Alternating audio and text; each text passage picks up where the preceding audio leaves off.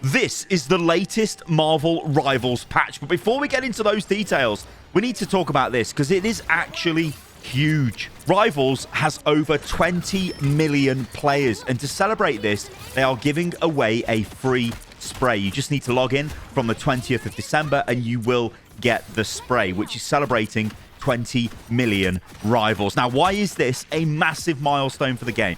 I mean, obviously, this is a huge number of players and the game is doing really well. But it got me thinking, you know what, actually, it's not that difficult, is it, to make a live service game? That is potentially the understatement of the century.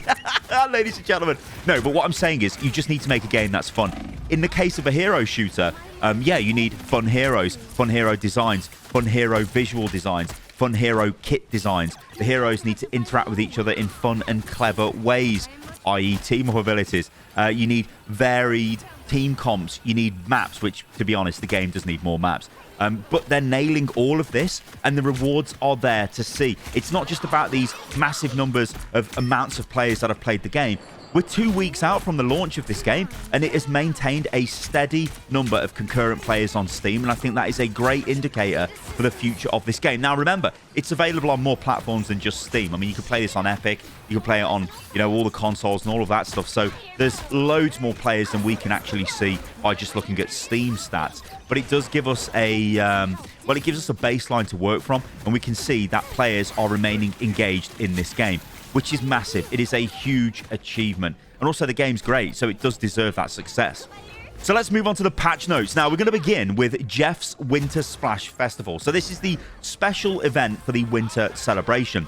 Dive into the frosty festivities and discover a treasure trove of exciting features. Join the fun and earn the Jeff the Land Shark Cuddly Fuzzlefin series costume reward completely for free. And the event begins on the 20th of December. So this is the free skin, which actually is kind of funny because if you follow the Twitter account for Rivals or the X account, they tweeted, you can buy Jeff's skin in the shop. And the comments were like, hold on, you said it was free. I think they just made a mistake in the copy for the tweet. They very quickly deleted it and then dropped the new tweet saying, yeah, you can earn the Jeff skin for free, which is cool. So yeah, this is the free skin. Good stuff. And it looks like a really nice skin as well. So good job there. So what about the new mode? Now, this is Jeff's Winter Splash Festival. It is basically Splatoon in Rivals. So you run around, there's just Jeffs on both teams. You spray the floor to paint it. You ult the floor to paint it. You alternate fire the floor to paint it. And you also alternate fire to kill the enemy, I believe. Maybe even primary fire kills the enemy as well. But yeah, it's just about area control. It's a fun mode. It looks really cool. And this is what they say. New mode, Jeff's Winter Splash Festival. Winter, snow, it's Jeff. This lovable little rascal is ready to spread joy in his festive gear. In this delightful new mode, take control of Jeff the Land Shark and spray snowflakes to transform the garden of Isgard. Isgard, it's Isgard, isn't it? Yizgard, Yggdrasil. These words destroy my brain. It's not Isgard, but it's Yizgard. Okay, whatever. Moving on. Royal Palace in a winter wonderland. So these are the new skins that will be available. So you got Jeff the Land Shark being Cuddly Fuzzlefin. Groot gets the Holiday Happiness skin. Rocket Raccoon gets the Wild Winter. Venom gets the Snow Symbiote.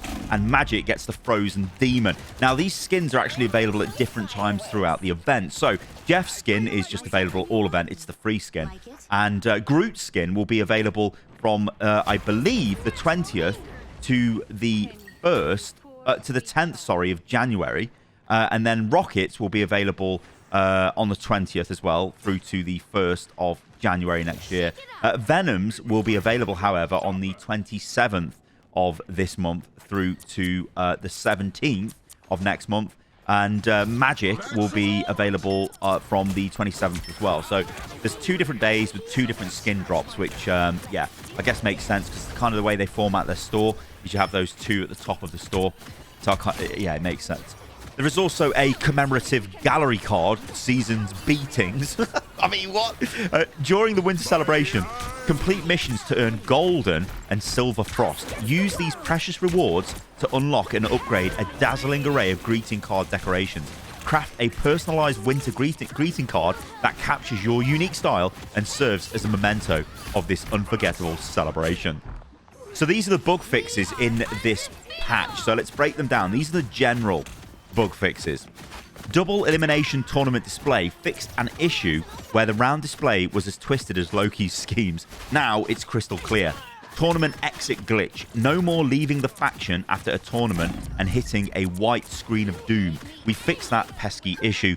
Historical faction access. After a tournament ends, disbanding top factions won't let you peek into the historical faction interface from the Legends Born leaderboard anymore. Fixed it faster than Quicksilver. I see what they're doing here. Faction exit scheduling. Exiting a faction post-tournament no longer messes with your scheduling. Info all sorted. Squirrel Girl achievement. Enemies defeated by unbeatable Squirrel Tsunami that get KO'd 2 seconds after being released now count towards the achievement. Network stability. Under poor network conditions, the map loading issue has been partially resolved. We're on the case, ensuring you don't get kicked offline due to connectivity issues. There are many reasons that could cause this situation, and we have currently fixed part of the issues. We will continue to analyze and address other potential causes in the future. Moving on to map and gameplay changes. Collision issues. Some maps had characters stuck in edge positions like they were caught in a web. We're monitoring this and will deploy fixes faster than Spider-Man can swing through the city. Convoy mission performance. We've corrected an issue with abnormal vehicle performance during special convoy missions. All vehicles should now run as smoothly as a Quinjet. So let's move on to the hero bug fixes. Now you'll note these are bug fixes. We still don't have a proper balance pass or patch just yet. Now maybe that's because the devs are fine with the way the game is. It's still early days. Just let the players have their fun and then we'll work out what's broken and what isn't. We already know right now that Hawkeye and Hela are completely giga broken and do need something done to them. And, you know, potentially heroes like Black Widow needs something done to them to make them a bit stronger, right? So yeah, we can see both ends of the spectrum, and we're still waiting that big balance update to see what that looks like and to sort of get a peek behind the curtains as to the direction the devs want to take this game in. Of course, we already know that they're not bringing roll queue to the game, not yet anyway, so we've got that little bit of info. But yeah, let's break down these changes, and there is one which is actually, I guess you could say, a bit of a buff. It's a fix, but it's also a bit of a buff. Doctor Strange's portal power. No more teammates charging Doctor Strange's ultimate ability through portals. Also, the portal terrain KOs are back in action. So what this means is that basically you didn't get the reward for throwing people off the map with the portal. This was hotfixed because what was happening is if your own team died, it would give Doctor Strange ultimate charge. Now, you should not get ultimate charge for killing your team. And they didn't have a fix for this, so they just disabled the fact that you got KO rewards from the portal altogether from both enemies and allies. However, this is now fixed, so you can go back to killing all the enemy team and getting an absolute ton of ultimate charge. But don't kill your own team because you won't get ult charge. Winter Soldier. Now, his speed after using his ultimate, the Winter Soldier's movement speed issues upon respawn have been fixed. He's back to full combat readiness. Now, this is because he had like an issue when he respawned and his speed was messed up. Apparently, this is now fixed, so he should be back to normal again. But as I say, none of these are sort of nerfs, they're fixes, and none of them are really buffs. So yeah, it's going to be interesting to break them down. Rocket's jetpacks. Fixed the issue preventing Rocket's beacon-generated rocket jetpacks from being picked up. They're now ready for action. Now, if you've seen the blue drops from Rocket's deployable, they're not the armor drop, they're the jump drop. And it's kind of random. It'll throw out armor and it'll throw out jumps. The jump, you can use it even as Rocket, and it basically gives you a super jump. But anyone can pick this up. But sometimes you'd run through them and you wouldn't get them, and it was like, why can't I pick this up? And you'd be confused to thinking, actually, do I have it already? Well, then, no, you don't. It was just a bug.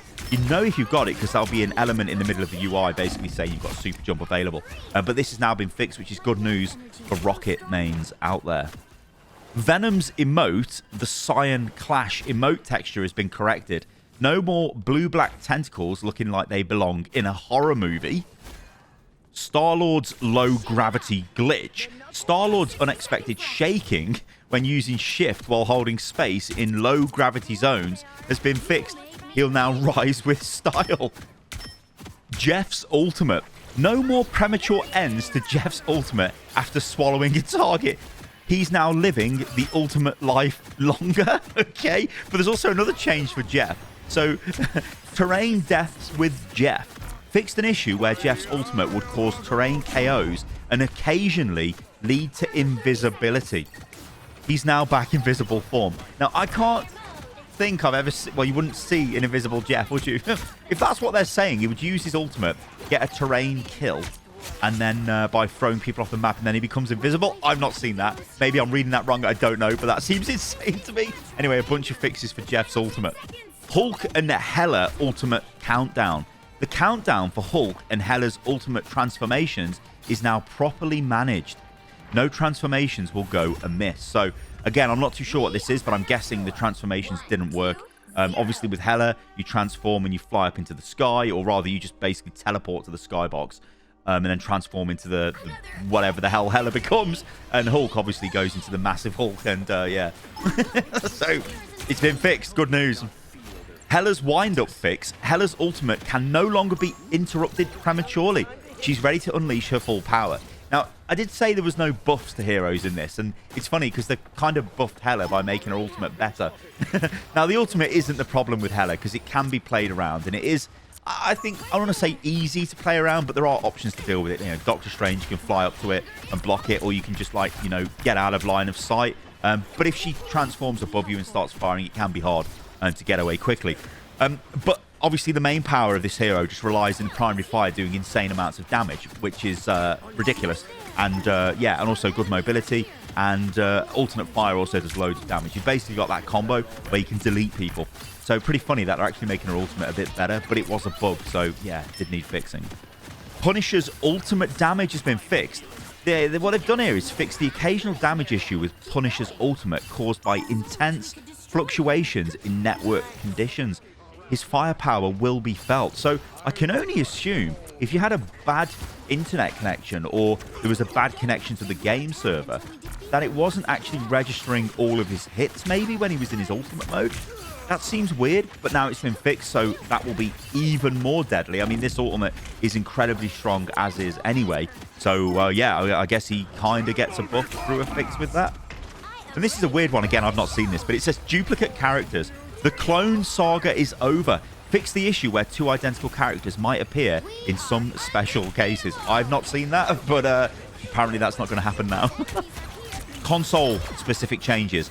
Memory Master. We've taken our optimization powers to the next level, ensuring that console memory management is smoother than Star-Lord's dance moves. Say goodbye to crashes caused by insufficient memory, and hello to uninterrupted gameplay.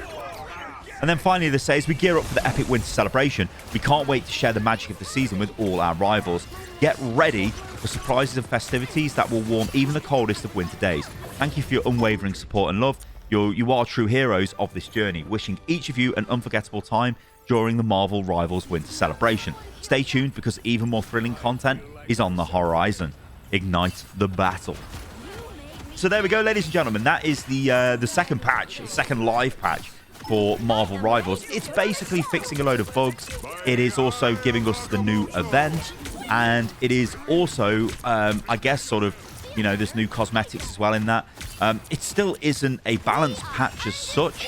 When that comes, obviously, I'll cover that and we'll break that down because it'll probably have huge ramifications for the game and it'll give us an insight into the direction the devs want to take the game in. But I think right now the game is in a really good place. The player base looks massive. The player base is massive. The player base is consistent. Players are having fun. Monetization, yeah. It's still that free-to-play monetization, whatever.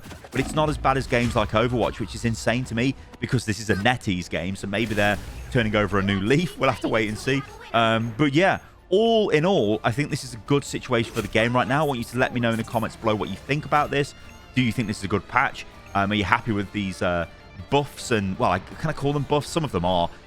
For the bug fixes to heroes. And yeah, what do you think about the new skins as well? All right, guys, thanks for watching the video. I've been Stylosa. If you enjoyed this, then let me know what you think about all of this in the comments below. And do subscribe to the channel as well, guys, and like the video. It helps an absolute... I mean, it really helps so much with the YouTube algo. But only do that if you did enjoy the content. Don't just do it because the YouTube is telling you to do it. No, do it if you enjoy the content. All right, guys. Well, I'm going back to play more Marvel Rivals. I'm actually addicted to playing Mantis at the moment. I'm gold 1, so I'm getting up through the ranks. And, yeah, hopefully I can get into Diamond fairly soon, but we'll see. All right, I'll catch you on the next one. Toodaloo.